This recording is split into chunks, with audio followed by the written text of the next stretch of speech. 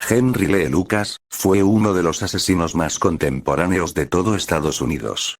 Se asumió que fue uno de los más prolíficos en la historia de Norteamérica, pues confesó ser responsable de la muerte de más de 100 mujeres a lo largo de Florida, Louisiana, Oklahoma y Virginia Occidental, aunque con el paso del tiempo se supo que solo había cometido un asesinato con certeza y que todo el resto fue una manipulación por parte del sheriff Jim Bowdell de la ciudad en aquel entonces. Henry Lee Lucas era el prototipo de psicópata sádico con un historial realmente sangriento, ya que desde su niñez creció en un entorno familiar totalmente desestructurado, repleto de abusos, crueldad y humillación y por tal razón, se convirtió en un sádico asesino en especial hacia las mujeres. Siendo un niño no deseado, era golpeado frecuentemente por su madre, y sometido a maltrato psicológico. Continuamente lo vestía como a una niña, forzándolo a ver cómo ejercía su trabajo de prostituta. La madre también golpeaba al padre, alcohólico, a quien faltaban las piernas, utilizando un carrito para desplazarse. Desnutrido, y sin educación, nunca desarrolló una habilidad que pudiera dar algún significado o valor a su vida. Sus primeras experiencias sexuales, aproximadamente a los 13 años, fueron con animales. Violaba ovejas y perros, y desde el primer momento relacionó el sexo con la muerte. En 1950 murió su padre en extrañas circunstancias. Tras una discusión con Viola abandonó la casa, y al día siguiente fue encontrado congelado en el bosque.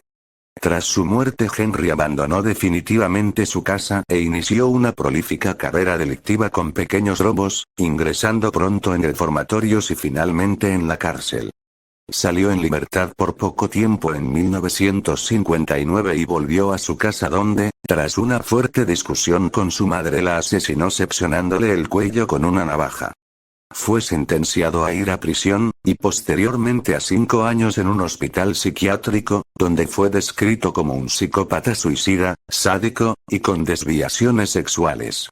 Sin estar rehabilitado, fue puesto en libertad en 1970, y se fue a vivir con su hermana Opal y con el marido de esta, quienes ya le creían rehabilitado, hasta que poco tiempo después mató a su perro. La siguiente reincorporación al mundo real fue diferente. Henry tenía ganas de formar una familia, una esposa que cuidase de él y unas preciosas hijas que le mostrasen su afecto, a poder ser de la forma más explícita. Como no podía esperar a crearla y engendrar esas hijas, fue directamente por una familia ya formada, y en 1977 se casó con la amiga de una de sus hermanas, y madre de 2 hijas, Cindy de 8 años y Katy de 9. Mientras su mujer salía a trabajar, Henry se quedaba en casa todo el día abusando de las niñas. Su idea era fornicar con ellas todo el día, pero la menor tenía mal carácter y se tuvo que conformar con abusar solo de la mayorcita de querida, aunque obligaba a Cindy a mirar cada vez que abusaba de su hermana. Aprovechó al máximo esta situación, pero acabó aburriéndose de la rutina sexual, por lo que finalmente se fue sin dar ninguna explicación. Debemos tener en cuenta que esta información proviene del mismo Henry, el cual fue considerado posteriormente como un mentiroso compulsivo con importantes trastornos mentales. Tras el acontecimiento de estos supuestos hechos, empezó a vagar con su coche por Estados Unidos y en Miami encontró al que iba a ser su inseparable amigo y amante, Otis, quien no tenía nada que envidiar a Henry. Era pirómano, caníbal, asesino, y ligeramente retrasado. Otis tenía un pasado bastante complejo. Comenzó vistiéndose de niña a los 7 años, a los 11 su hermana mayor abusó de él, hasta que ésta ingresó en un reformatorio. Luego, mantuvo relaciones con un vecino homosexual, combinando sus aficiones sexuales con las de pirómano. Incendiaba una casa y cuando ésta ardía, Otis se masturbaba contemplando el espectáculo. A los 13 años ofrecía felaciones a los borrachos de su barrio. Cometió varios robos y acabó en el reformatorio. Entró y salió varias veces más de la cárcel por diversos motivos.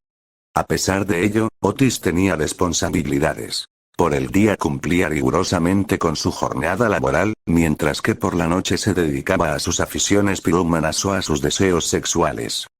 Henry y Otis formaron una pareja perfecta. Henry no era demasiado fuerte, pero sí inteligente, y Otis era capaz de tumbar de un puñetazo a cualquiera, y al no ser demasiado inteligente vio en Henry a una especie de iluminado.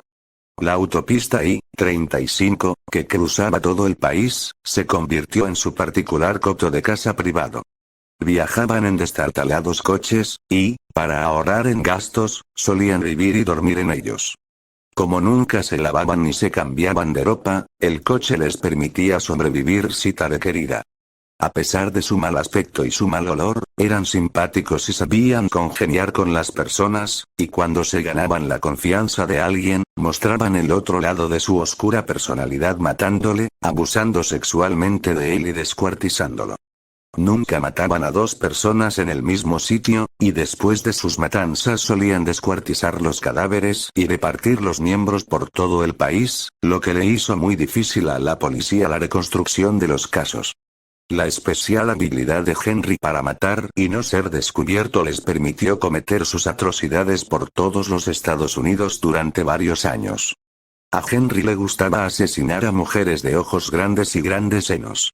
Primero fornicaba con ellas, pero se quedaba insatisfecho, las acuchillaba o estrangulaba y luego las violaba, pues disfrutaba mucho más fornicando con un cadáver que con un ser vivo. Otis, por su parte, prefería violar hombres, obtener placer sexual, y luego matarlos a tiros. No le gustaban los cuchillos, y disfrutaba con la sensación de cowboy que recorría su cuerpo después de matar a alguien a bocajarro. Otras veces, en señal de amistad, Henry ayudaba a Otis en sus actividades pirómanas. La ocasión en la que más disfrutaron fue cuando quemaron una casa con un anciano dentro. Contemplaron desde la calle cómo el anciano pedía ayuda por la ventana y moría abrasado, y Otis culminó la experiencia masturbándose allí mismo. Las semanas en que Otis regresaba a su casa a trabajar, Henry seguía en solitario, dedicándose exclusivamente a las mujeres. En una ocasión, en 1978, conoció a una chica en el estacionamiento de un edificio, y la invitó a subir a su casa. Con la única ayuda de su encanto personal, Henry la convenció de tener relaciones sexuales, y ella aceptó pensando que Henry era un tipo normal, pero cuando Henry comprobó, como de costumbre, que no podía llegar a la eyaculación, la acuchilló, volvió a penetrarla, y tras el clímax le clavó una navaja por el ano. A principios de los años 1980, entró en escena la sobrina de Otis, Becky Powell. Tenía 15 años, pero se comportaba como si tuviese 10. Otis la invitó a acompañarlos en sus viajes y Becky aceptó encantada. Con ella innovaron en sus técnicas. El nuevo procedimiento consistía en enviar a Becky a llamar a las puertas de las casas, esperar a que abriesen, y entonces entrar todos en manada. Becky se lo tomaba como un juego, y pronto les cogió mucho cariño, especialmente a Henry, quien la convirtió en su novia oficial. Esa relación trajo problemas en la amistad entre Henry y Otis, ya que Henry decidió tomarse en serio su nueva relación. Al poco tiempo la pareja empezó a trabajar cuidando a una anciana, Kate Rich, con quien estuvieron varios meses, hasta que Henry decidió reemprender el camino de nuevo, acabando en una granja de predicadores denominada House of Prayer. Vivieron allí hasta que Becky sintió nostalgia de su hogar, y pidió a Henry que la dejase ir a Florida a ver a su familia. La idea no le gustó a Henry, que sabía que si Becky iba con su familia, ésta le apartaría de él, pero finalmente acabó cediendo. Iniciaron el viaje en autostop hasta que tuvieron una discusión en medio de la autopista. Henry zanjó el asunto clavándole un cuchillo en el corazón, y seguidamente violó el cadáver. Según comentaría posteriormente, fue el mejor polvo con Becky. Acababa de cometer el mayor error de su vida. No contento con ello, fue a ver a Kate Rich, diciéndole que Becky quería verla, y en el camino hacia la granja Henry acuchilló a la anciana sin ningún motivo. El arresto solo era cuestión de tiempo, ya que no era difícil relacionar lo acontecido. La policía no tardó en dar con él, y tras un par de interrogatorios, dedujeron que tenían ante sí probablemente al asesino en serie más sanguinario de la historia de Estados Unidos. Henry estaba cansado, ya no tenía ganas de seguir asesinando. Confesó los asesinatos de Becky y Kate Rich, y docenas de asesinatos más de los que ni siquiera era sospechoso. En total 197 casos fueron cerrados por la policía, de los que solamente se ha podido comprobar con certeza 3. Otis también fue arrestado por pirómano, y confesó haber acompañado a Henry en muchas de sus matanzas. Otis fue condenado a cadena perpetua y Henry a pena de muerte. La sentencia estaba fijada para 1988, pero fue aplazada a última hora. Aunque todo esto queda en duda en la serie documental Asesino Confesó producida por Netflix, donde se expone a la luz el hecho de que existen muchas discordancias y que además no existe una lógica en la cronología de cada asesinato, incluso el hecho de que según registros penales y de registro de multas, mostrará que Henry Lucas se encontraba en otros lugares los días que dice haber asesinado, al igual que acepta haber asesinado en los casos que creó como montaje la policía de Dallas, demostrando así que lo que deseaba Henry Lucas era atención y que realmente no era el asesino que muchos quisieron que fuese, que para impulsar sus carreras policiales y gubernamentales, sobre todo Jim Bowdwell y los Rangers de Texas, que buscaron hacer represalias contra el fiscal de distrito que los expuso, interviniendo sus teléfonos, recibiendo amenazas y haciendo una campaña de difamación contra este. Además de la crueldad de sus crímenes, los dos personajes confesaron un hecho muy inquietante. Otis aseguraba tener relación con una secta satánica, para la cual los dos asesinos secuestrarían niños, con los cuales se llevarían a cabo sacrificios rituales, pornografía dura e incluso películas snuff, en las cuales se tortura a la víctima y se la mata lentamente mientras una cámara graba las escenas en un plano fijo.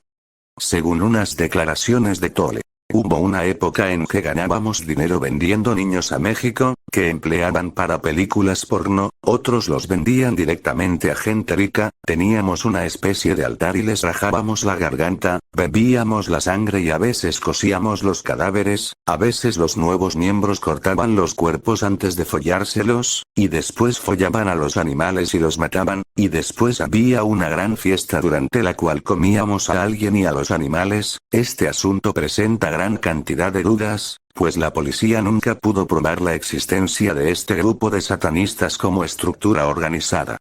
El 12 de marzo de 2001, Henry murió en su celda tras un paro cardíaco. Y ahora toca el turno de su cómplice en la mayoría de los crímenes cometidos por Henry. Otis Toole. Otis Eliot Toole, a veces mal escrito como Otis, fue un asesino en serie estadounidense. Aunque admitió los cargos de asesinato, violación, y canibalismo, y fue el principal sospechoso en varios asesinatos sin resolver, él se retractó y reiteró en varias confesiones. Toole era un nativo de Jacksonville, Florida. Su padre abandonó su familia cuando Toole era joven, y él afirmaría años después que su madre era una fanática religiosa, y que su hermana lo vestía con ropas femeninas. Toole también afirmó que su abuela practicaba el satanismo, además y que lo expuso a varias prácticas y rituales en su juventud.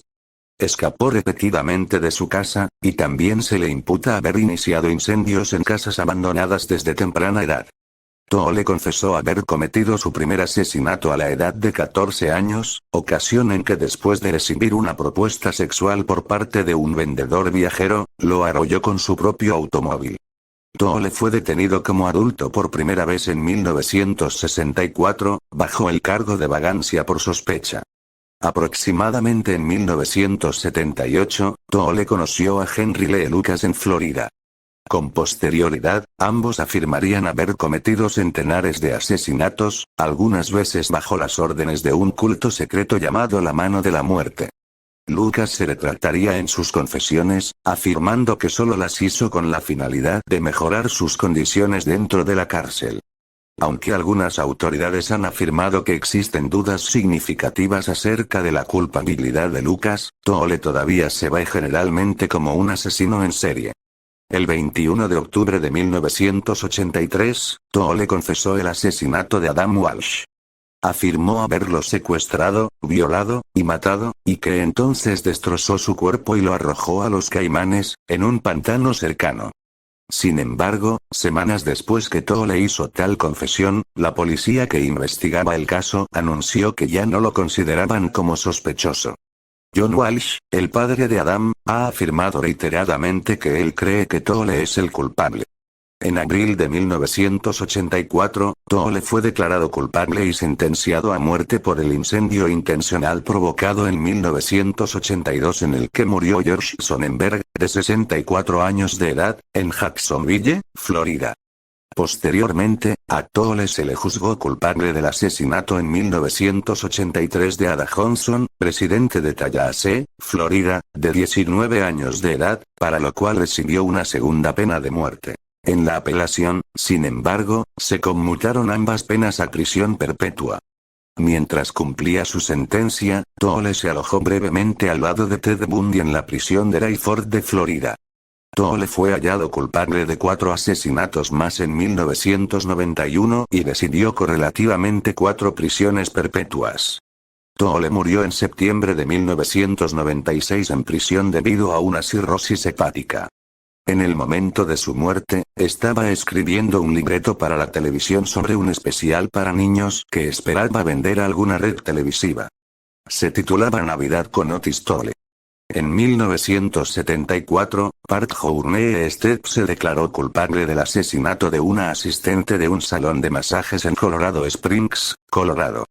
La mujer, Sano Cousin, fue atacada junto con una compañera de labores, John Lee. Aunque a ambas mujeres les prendió fuego, esta última sobreviviría de ser apuñalada y acuchillada en la garganta.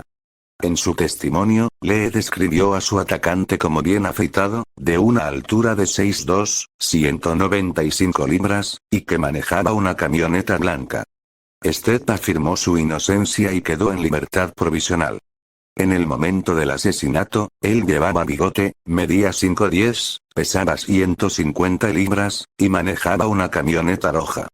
En 1984 los investigadores de la defensa se apoyaron en la confesión que haría Toole del asesinato para poder defender a Stepp.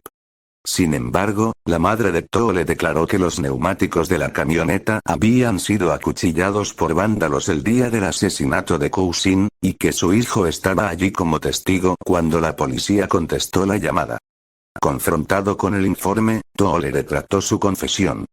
La descripción que hizo Toole de las circunstancias que rodean el crimen apoyó su historia. La confesión dio origen a una agitada actividad por parte de la defensa y los fiscales acusadores, los que se involucraron en el juicio original, incluyendo entrevistas con Toole y Lucas.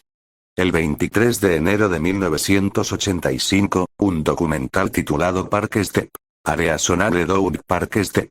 Una duda razonable, fue emitido por KKTV en Colorado Springs, discutiendo los recientes cambios de evidencia. Un personaje basado en Toole fue utilizado por Tom Towles en Henry. Retrato de un asesino.